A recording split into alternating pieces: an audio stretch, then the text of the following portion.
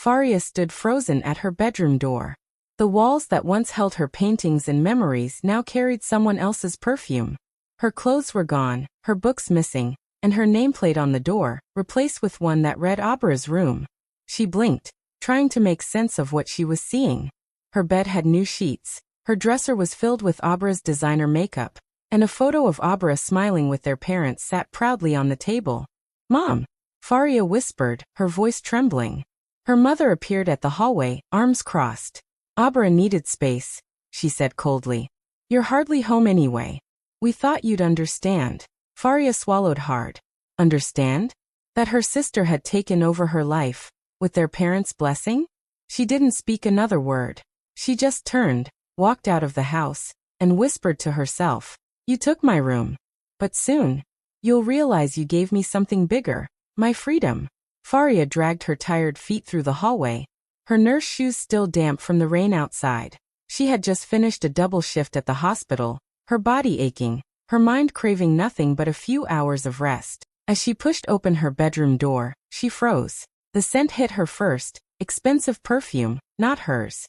Then her eyes moved to the walls that once held her sketches and memories. They were now covered with fairy lights, makeup shelves, and photos of her sister, Abra, smiling proudly with their parents. Her breath caught. Her clothes were gone. Her books missing. Even the small wooden nameplate on the door that read Faria's room had been replaced with one that said Abra's room. She stood there, speechless, trying to make sense of what she was seeing. "Mom," she called weakly. Her mother appeared at the hallway, arms crossed, expression cold. "Abra needed more space for her filming," she said, as if it was the most normal thing in the world. "You're hardly home anyway. We thought you'd understand." Faria blinked. In disbelief. Understand? That her sister had taken over her room, her space, her peace? She stepped inside and opened her dresser. Empty. Her few favorite books and nursing journals were gone too. Panic rose in her chest as she rushed to the closet, only to find Abra's designer clothes hanging there. "Where are my things?" she whispered. Her mother didn't even look guilty. "We donated most of them." "You never used them anyway," she replied. The words sliced through her heart. Faria swallowed hard, holding back tears as Abra walked in, smiling proudly. "Looks better, right? Don't worry, I'll keep it clean." Faria looked around one last time, her throat tightening. This wasn't her home anymore. Every corner reminded her that she didn't belong here. Her parents stood behind Abra, smiling, proud of her new setup, while Faria stood in silence, invisible in her own house. She didn't argue. She didn't shout. She simply nodded, her eyes glassy, and whispered, "I understand." But deep down she didn't. She just knew something had broken. Not just her room, but her place in their hearts. That night, she sat on the living room couch, hugging her small bag of leftovers from work, staring at the ceiling. Her heart was heavy, but somewhere inside, a quiet voice whispered that this was not the end. It was the beginning of her freedom. The dinner table looked the same as always, candles, fancy plates, and laughter that didn't include Faria. She sat quietly at the edge, her hospital badge still hanging around her neck, while Abra filled the room with her voice. "My followers loved my new video," Abra said proudly, showing her phone to their parents. "And I just got a deal with a skincare brand." Their mother clapped her hands in excitement. "That's wonderful, sweetheart. You're making us so proud." Their father nodded with a smile, completely lost in Abra's world of flashing cameras and filters. Faria picked at her food, pretending to eat. Her mind was still stuck on her empty room, the missing clothes, the bare shelves. The chair felt harder than usual, the room colder. She tried to speak softly, her voice barely above a whisper. "Mom, where are my things? My books, my art supplies." For a moment, the table went silent. Her mother didn't even look up. "Oh, those old things," she said casually. "We donated most of them. You never used them anyway." Faria's hand froze midair, her fork clinking against the plate. Donated? Her paintings, her nursing books, her grandmother's handmade blanket, all gone like they never mattered. Abra laughed a little. "You really should thank us, sis. That room looks much better now." Their parents smiled, thinking it was a joke. No one noticed Faria's trembling fingers, or the way her eyes glossed with tears she refused to shed. She forced a small smile, pushing her plate away. "I'm not hungry," she murmured. Her mother frowned slightly. You're always so sensitive, Faria. Learn to be happy for your sister. Faria nodded quietly, even though every word cut deeper. She excused herself and walked to the living room. Her footsteps slow, her chest tight. That night, she spread an old blanket on the couch. It smelled faintly of detergent and loneliness. She lay there, staring at the ceiling, the sound of her family laughing faintly from upstairs. Her heart felt heavy, but her mind was clear. She whispered to herself, "This is the last night I'll ever feel small in this house." Then she closed her eyes, not knowing where life would take her next, only that she would never let anyone make her feel invisible again. Days passed, but the silence in the house grew heavier for Faria. She spent most of her time at work, trying to avoid the feeling of being unwanted at home. One evening, after another long shift at the hospital, she returned to check her emails, only to realize she couldn't connect to the Wi-Fi. Confused, she tried again and again, but nothing worked. When she asked Abra, her sister laughed lightly. "Oh, I changed the password. My content uploads were lagging. You barely use the internet anyway, right?" Her voice was sweet, but her smile carried mockery. Faria tried to stay calm, but the sting was deep. Later that night, she discovered she had been removed from the family's streaming account too. Her profile gone. It was as if they were slowly erasing her existence from their lives. But the final blow came the next morning. As she scrolled through social media on her phone, she froze. A new vlog from Abra was trending. The title read, "Living with a Boring Sister, My Daily Struggle." Faria's heart pounded as she watched clips of herself unknowingly caught in the background, yawning after work, folding her scrubs, sitting quietly at the table. Abra added captions like, "She never smiles," and "Imagine this energy every day." The video had hundreds of comments. Strangers were laughing, calling her dull, lifeless, and jealous. Tears blurred her vision as she dropped her phone. She could feel her heart breaking piece by piece. Gathering her courage, she walked straight to Abra's room, where her sister was live streaming, smiling brightly at her followers. "Abra, how could you post that?" Faria's voice shook. Abra rolled her eyes. "It's just a joke, Faria. People love authenticity." Their parents entered the room, hearing the commotion. Instead of defending her, her father sighed. "Faria, stop making drama. She's just making content. Don't be so emotional."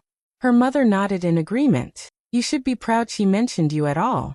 That moment, something inside Faria finally broke. The house that once felt like home now felt like a cage. Without another word, she went to her small corner in the living room and picked up her worn-out bag. She folded her nurse uniform neatly, packed her phone, charger, and the little savings she had left. She didn't say goodbye. She just walked out quietly, the night air cold on her skin, her heart heavy but free for the first time. Faria found a tiny studio apartment a few blocks from the hospital. The building was old and smelled faintly of damp walls and forgotten dreams. The ceiling had cracks, the pipes leaked, and the heater barely worked. But when she opened the creaky window and felt the air on her face, she smiled. It wasn't perfect, but it was hers. For the first time in years, no one told her where she could sleep, what she could keep, or who she had to be. Her first night there was quiet. She sat on the floor with a cup of cheap instant noodles, staring at the blank walls around her. They looked empty, yet full of promise. Her eyes fell on a small sketchbook buried in her bag, the one she hadn't opened since nursing school. She hesitated for a moment, then slowly picked up a pencil. Her hand trembled at first, but as the lines began to form, she felt something she hadn't felt in a long time: peace. She drew faces, tears, laughter, and small moments of hope. Each sketch carried her emotions, her pain, and her quiet strength. Days turned into weeks. After her shifts at the hospital, she would come home, sit by the single bulb light, and draw late into the night. The drawings piled up, scenes of people finding light in darkness, broken hearts mending, lonely souls smiling again. One day, a patient's daughter noticed Faria sketching during her break. She asked to see her drawings, and her eyes filled with admiration. "You don't just heal with medicine," she said softly. "You heal with art." Later that week, the girl posted one of Faria's sketches online with the caption, "The nurse who heals with art." Faria didn't think much of it, but the next morning, her phone wouldn't stop buzzing. Notifications poured in. Thousands of likes, comments, and messages from people around the world who were touched by her art. Some said her drawings made them cry, others said they gave them hope. Her small studio, once silent and lonely, now felt alive. She hung her sketches on the walls one by one, filling the space with color and meaning. For the first time, she felt seen, not as someone's daughter or sister, but as herself. The girl who once lost her room had found something much greater, a place where her soul could finally breathe. Faria sat by her window one evening, looking at the pile of sketches on her desk. Each one told a story, of sadness, healing, or silent courage. She realized people connected deeply to the drawings, because they saw themselves in them. That night, an idea came to her. She decided to give her art a name, Soul Lines.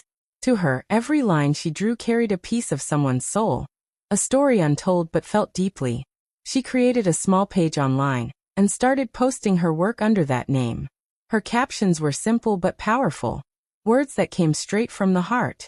"Some wounds don't bleed," she wrote under one drawing of a cracked heart slowly mending itself. Within days, her posts began spreading across social media. People shared her work, tagging friends who needed hope. Her inbox filled with messages from strangers telling her how her drawings made them feel understood. Encouraged, Faria started accepting requests. People sent her their stories. A mother who lost her child, a young man recovering from heartbreak, a woman fighting depression. Faria listened, felt their emotions, and turned each story into art. She painted by hand, pouring her heart into every piece. Soon, she began selling her art online, not for profit, but to raise funds for hospital patients who couldn't afford treatment. Weeks passed, and the name Soul Lines began to spread. News pages featured her story, "The Nurse Who Paints Emotions." Her followers grew rapidly, and invitations started arriving from art galleries and talk shows. Faria, who once felt invisible, now stood in front of cameras, softly speaking about healing and hope. People admired her humility. She never bragged, never blamed anyone for her past. She just smiled and said, "Pain can create something beautiful if you let it." As her art gained recognition, Faria used her earnings wisely. She fixed her studio, added bright lights, new paints, and a heater that finally worked. She also started a small charity called Art for Healing, where she taught children in hospitals how to express their feelings through drawing. The kids adored her, calling her the nurse with colors. One evening, while scrolling through her messages, Faria saw an old comment under one of her posts. "Wasn't this the boring nurse from Abra's vlog?" But instead of pain, she smiled. That label no longer defined her. The girl who was once mocked for being boring had become a quiet symbol of strength and inspiration for thousands. And for the first time in her life, she knew her story had finally found its voice. While Faria's name began to shine quietly across the internet, Abra's world started to shake. Her glamorous photos, designer outfits, and big smiles were no longer getting the same love they once did. People had started noticing little lies, the luxury trips that didn't seem real, the charity events that never happened, and the fake brand tags on her posts. One morning, a popular news page exposed everything. They revealed how Abra had been photoshopping her pictures and pretending to work with charities she never donated to. Within hours, her social media turned into chaos. Followers flooded her page with angry comments. "You lied to us. Fake influencer. Everything about you is staged." Her name began trending for all the wrong reasons. Brands that once begged her for promotions now started pulling out of contracts. Her sponsorships disappeared one by one. Even her friends in the influencer circle stopped answering her calls. The same fame that had lifted her high now turned its back on her completely. At home, the tension grew. Her parents, who had once shown her off proudly, were now worried. Their savings had gone into Abra's lifestyle. The clothes, the trips, the fake sets she used for videos. They had believed her when she said she was earning more soon. But now, with her reputation ruined, the money stopped coming in. Bills piled up. The house that once felt so grand began to feel small and heavy. Abra tried to fix things. She posted apology videos, crying on camera, saying she only faked things because of pressure. But people didn't believe her. Every time she tried to explain, more old lies surfaced. Screenshots of her pretending to be at luxury resorts circulated online. Old coworkers came forward with stories of her rude behavior and dishonesty. Her follower count dropped faster every day. Desperate, she turned to her parents for help, but they had nothing left to give. Her father had already sold his car to pay debts, and her mother was secretly pawning jewelry to buy groceries. The laughter that once filled their house was gone. Every dinner was silent, every phone call filled with tension. Soon a notice arrived at the door. The bank was taking their home. Abra held the paper in her trembling hands, unable to believe it. The house that had once been filled with her cameras, lights, and laughter was slipping away. For the first time, she saw the truth. Everything she built was built on lies. And now, all that was left were the walls echoing the silence of regret. It was late in the evening when Faria sat by her window, finishing another painting. The city outside glowed softly, and her small studio felt warm and peaceful. Her phone buzzed on the table, showing a name she hadn't seen in months: Mom. Her hands froze midair. For a long moment, she just stared at the screen, her heart unsure what to feel. When she finally picked up, her mother's voice came through, shaky and heavy. "Faria, it's me. Please don't hang up." Faria said nothing, waiting. Her mother took a trembling breath. "We need your help," she said quietly. "They're taking the house. We don't know what to do." Faria's chest tightened. For a moment, old memories rushed back. The cold dinners, the words that made her feel invisible, the night she walked away with nothing. Part of her wanted to stay silent, to remind them how they made her feel small. But another part, the softer one, couldn't ignore the pain in her mother's voice. "Where's Dad?" she asked gently. "He's trying to talk to the bank," her mother whispered. "And Abra, she hasn't stopped crying. Everything's falling apart, Faria. Please, can you come?" The silence that followed felt endless. Faria's heart battled with itself, between hurt and compassion, between anger and love. She looked around her studio, at the art that had saved her, at the life she built on her own. She remembered the nights she cried herself to sleep, the days she doubted her worth. But she also remembered the nurse in her, the woman who healed others, even when she was hurting. After a long pause, she finally spoke, her voice calm and steady. "I'll come tomorrow," she said softly. On the other end, her mother broke into tears of relief. "Thank you, Faria. Thank you, my child." But Faria didn't respond to the gratitude. She simply ended the call and sat still for a while, her thoughts deep and quiet. That night, she packed a small bag, not because she was returning home, but because she was ready to face the people who once made her feel unwanted. She looked at her reflection in the mirror, the same face, but different eyes, eyes that had learned strength through pain.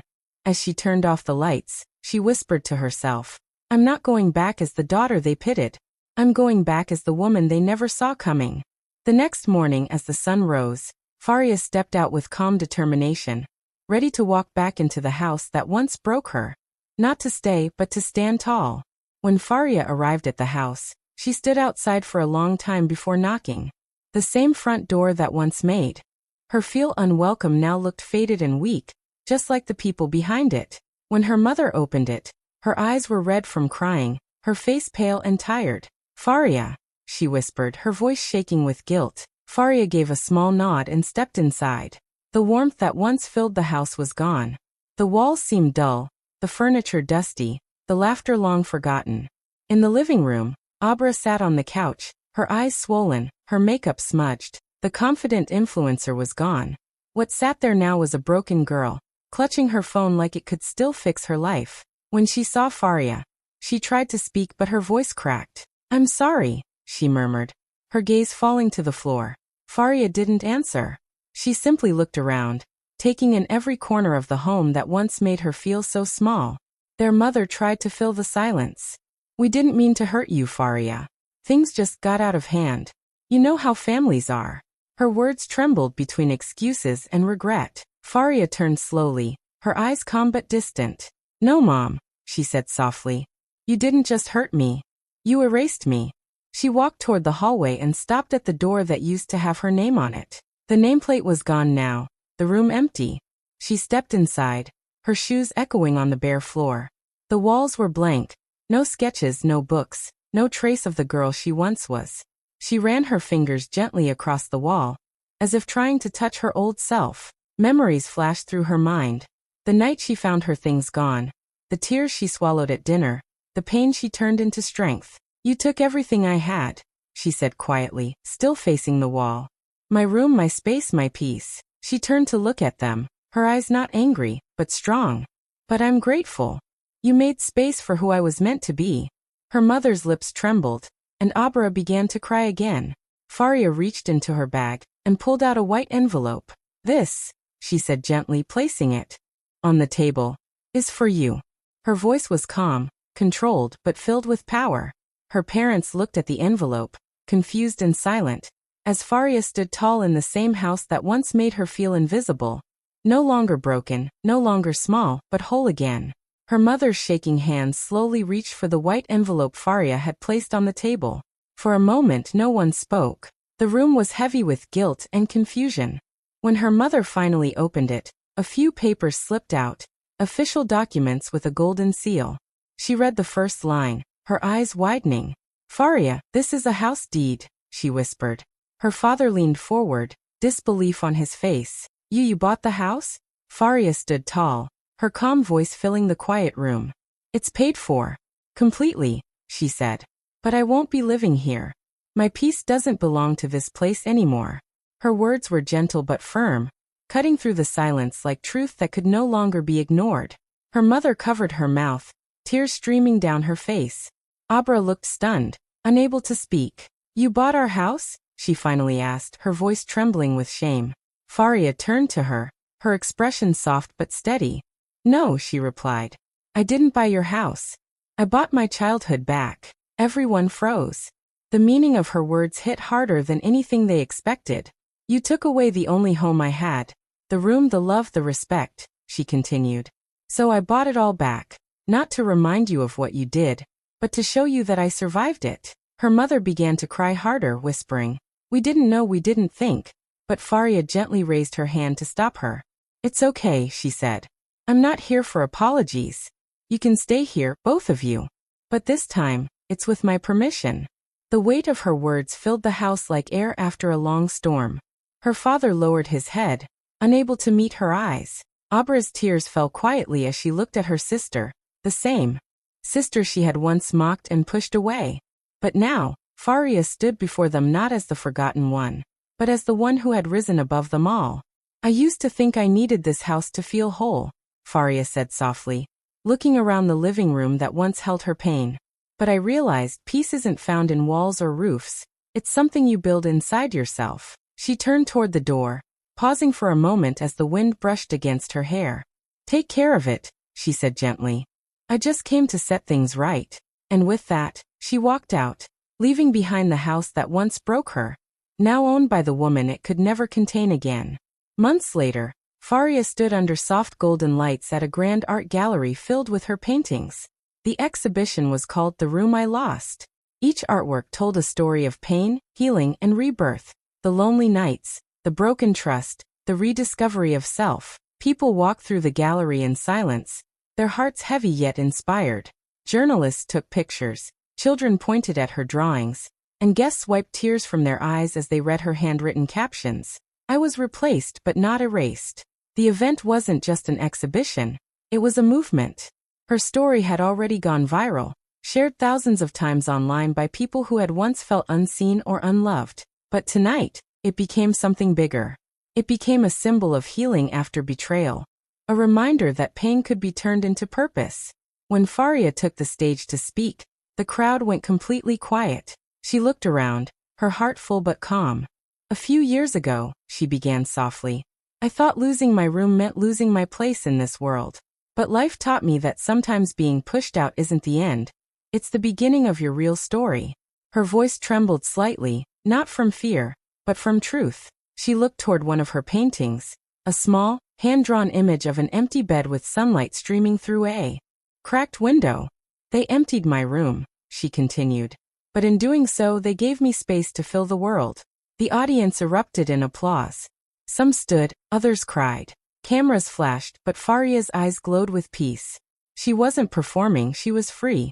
She had turned her pain into art, her rejection into a message of hope for everyone who had ever been made to feel small. After stepping off the stage, her assistant handed her phone to her. A message popped up on the screen, from Abra. Just 2 words. I'm proud of you. Faria stared at it for a moment, her lips curving into a gentle smile. She typed her reply slowly. I hope one day you find your own room too. As she looked around the gallery filled with her journey, strangers moved, inspired, transformed. She realized she had found something far greater than the space she once lost. The girl who had been pushed out of her home had built her own world, one filled with light, love, and purpose. And this time, no one could ever take it from her again.